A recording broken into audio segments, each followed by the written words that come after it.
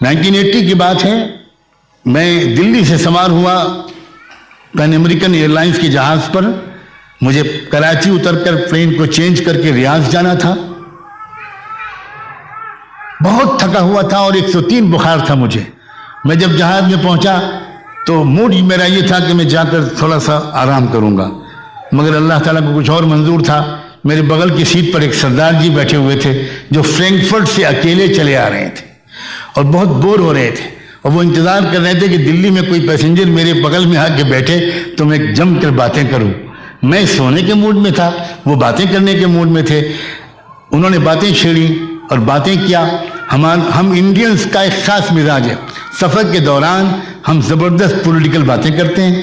جب اپنا اسٹیشن یا ایئرپورٹ آ جاتا ہے تو سماج سب ٹھیک ہو چکا ہوتا ہے اور ہم آرام سے اتر جاتے ہیں. پوری کرانتی آ چکی ہوتی ہے.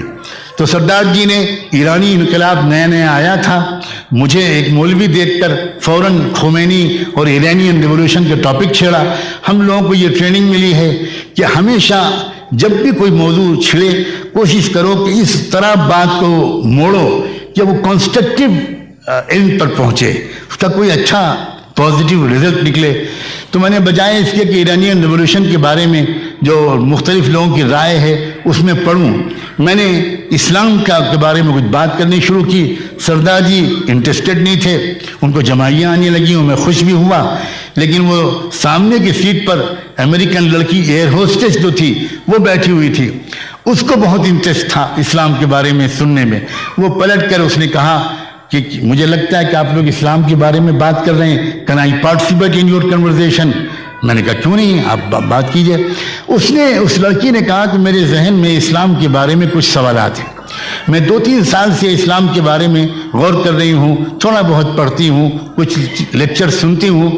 ایک بات میری سمجھ میں نہیں آتی، یہ پردہ یہ کتنا خطرناک قانون ہے. آپ نے ہم لڑکیوں اور عورتوں کو تو بالکل بند کر دیا.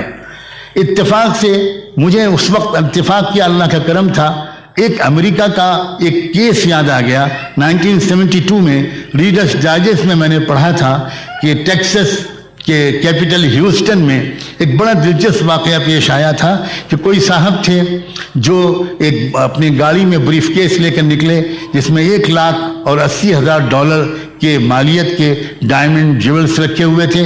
اور ایک جگہ پر وہ راؤنڈ اباؤٹ میں چوراہے پر انہوں نے گاڑی روکی اور بریف کیس کو چوراہے پر کھول کر رکھ دیا اور خود سڑک کے کنارے ہی ان کا اپارٹمنٹ تھا. گاڑی پارک کی، اپنے اپارٹمنٹ میں گئے اور اوپر سے واش کرنے لگے کہ اب دیکھیں میرے بریف کیس کے ساتھ کیا ہوتا ہے. تو کوئی دوسرا گزرا، رات کا وقت تھا، بالکل سناٹا. کوئی دوسرا گاڑی والا گزرا، اس نے دیکھا کہ واقعی یہ تو گولڈن چانس ہے.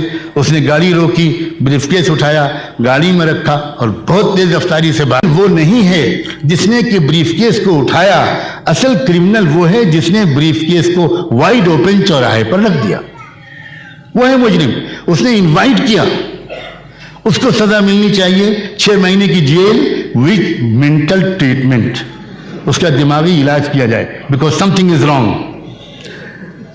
اور جہاں تک اس کے پرانے اصلی مالک کا سوال ہے تو امریکن ہائی کورٹ نے ریکمینڈ کیا، آرڈر نہیں کیا، ریکمینڈ کیا کہ اس میں سے اتنے $1,000 یاد نہیں رہا مجھے، 25-30 ہزار، وہ اس کے سابق مالک کو واپس کر دے اور باقی جو ہے وہ چیریٹیبل سوسائٹیز میں ڈسٹریبیوٹ کر دیا جائے.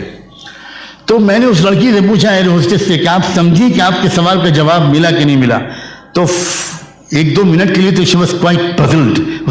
اس کے بعد وہ سمجھ گئی کہ اچھل گئی. میں نے کہا کہ میں یہ سمجھانا چاہتا ہوں کہ اسلام میں عورت ایک انتہائی قیمتی پریشس بیوٹیفل ڈائمنڈ ہے اور اس کو پروٹیکٹڈ ہونا چاہیے بیڈ ایلیمنٹ سے، اس کو ڈسٹ اینڈ ڈرٹ سے حفاظت ہونا چاہیے.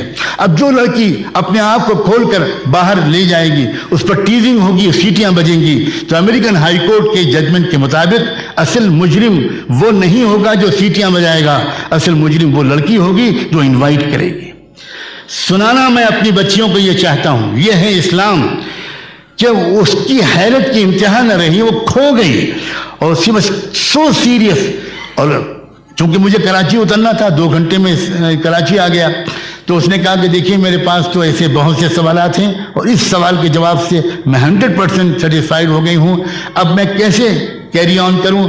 मैंने कहा मैं तो स्टूडेंट हूं, मेरे पास तो अपना फ़ोन भी नहीं है, हॉस्टल में रहता हूं, वहाँ के वार्डन का जो ऑफिस है उसका फ़ोन नंबर मैं आपको देता हूं, सिर्फ एक फ्राइडे में इतने बजे से इतने बजे तक मैं बात कर सकता हूं। वैसे अमेरिका में बहुत से स्कॉलर्स हैं, आप बात करें, चंद महीने तक रेगुलरली हर महीने में एक आध बार उसका फ़ोन आता रहा, एक आध चीज़ के बारे में वो सवाल करती रही, जिन सवालों के जवाब मैं दे सकता था दे देता था, जिन सवालों के जवाब मैं नहीं दे सकता था वहाँ के किसी स्कॉलर को, डॉक्टर मुजम्मिल वगैरह को रिफ़र कर देता था कि वो उनसे बात कर लें। बस सुनाना आप सबको और ख़ुसूसन अपनी बच्चियों को यह है कि शायद 10-11 महीने हुए होंगे कि उस बच्चे का फ़ोन आया कि मैं इस्लामिक सेंटर से बोल रही हूँ, मैंने अभी शहादा कबूल की है और मेरा नाम फातिमा रखा गया है।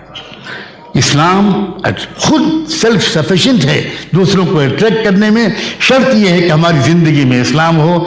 ईसाइयों के नौजवानों से मुसलमाना ने हिंद को बड़ी उम्मीदें हैं। मैं उम्मीद करता हूँ कि आप तकवे वाले बनोगे, आप पाकदामन बनोगे, आप नमाज बाजमात के पाबंद बनोगे, अब अल्लाह के सामने मोहब्बत और खशियत के आंसू बहाने वाले बनोगे, आप पेरेंट्स की खिदमत करने वाले बनोगे, अपने माँ बाप की आंखों की ठंडक बनोगे और वेस्टर्न कल्चर की नामुनासिब चीज़ों को आप अंधेपन के साथ कबूल नहीं करोगे, सुन्नत और शरीयत को अपने दिल और आंखों से लगाओगे। वीडियो के नीचे सब्सक्राइब के बटन पर क्लिक करें, बेल के आइकॉन पर क्लिक कीजिए ताकि हर नई वीडियो की नोटिफिकेशन आपको मिल जाए।